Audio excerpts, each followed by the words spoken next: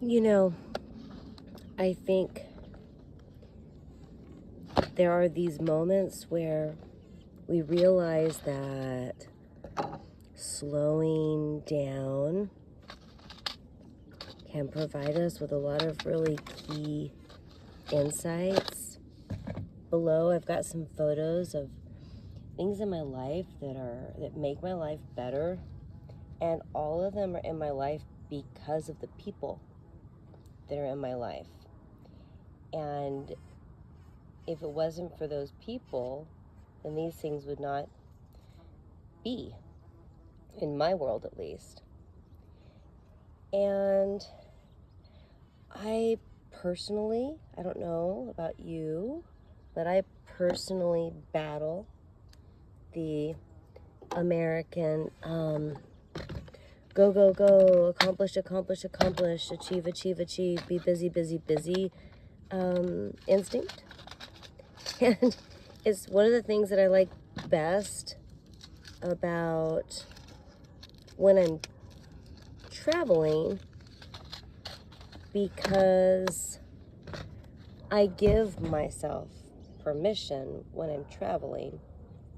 That's so weird. My thread came out of my needle. I give myself permission, stay Dobby, to, you can hear him breathing probably, to sleep enough, to eat healthy, to walk for miles every day. And it's not so much, thanks Dobby, there you go. It's not so much that I vacation.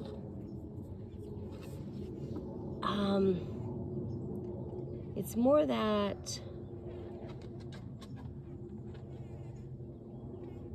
the grind, you know? I think there's this pressure to be in the grind. Now, yeah, the things we do are important.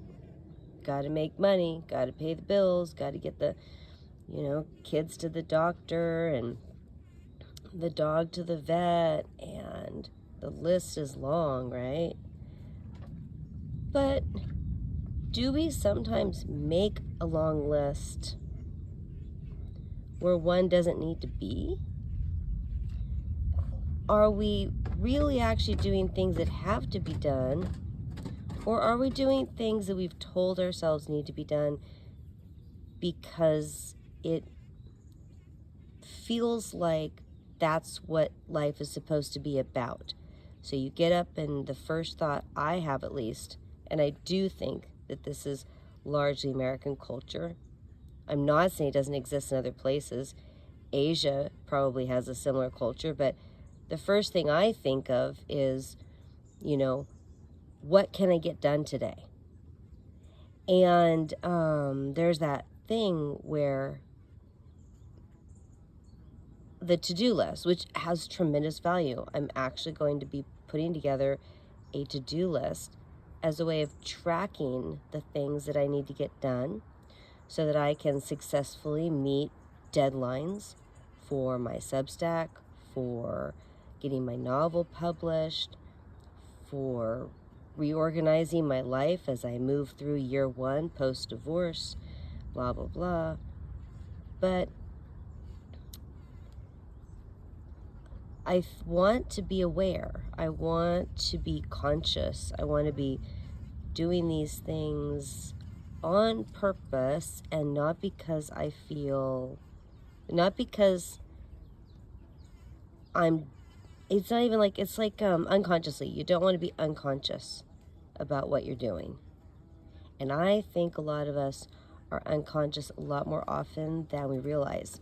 Okay, so while I've been chatting with you and letting you look at my beautiful rugosa roses as they float around in the breeze. There, look at that one. There's one that's all blooming. Oh, isn't that pretty? Stop and smell the roses, flowers, whatever.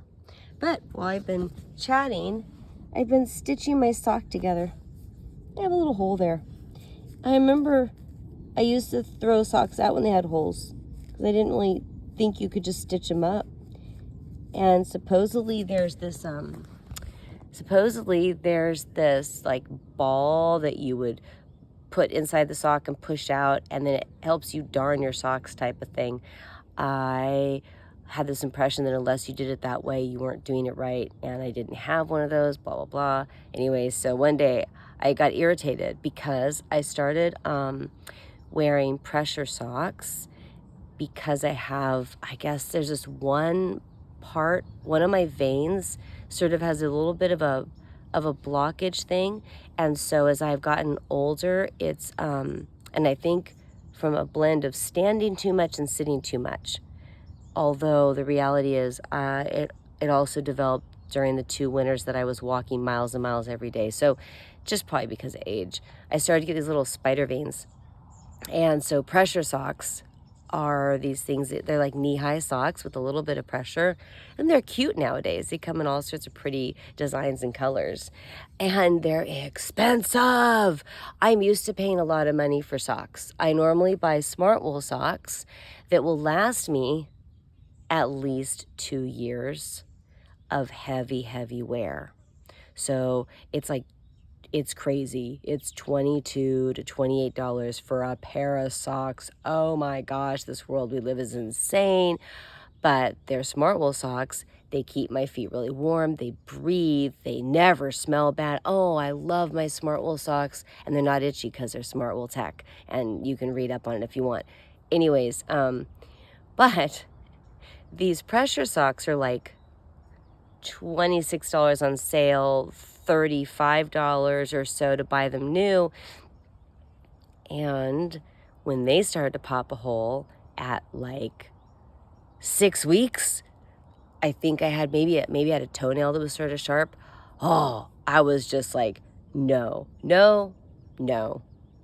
I'm not throwing these out. They're perfect in every way except for this stupid hole.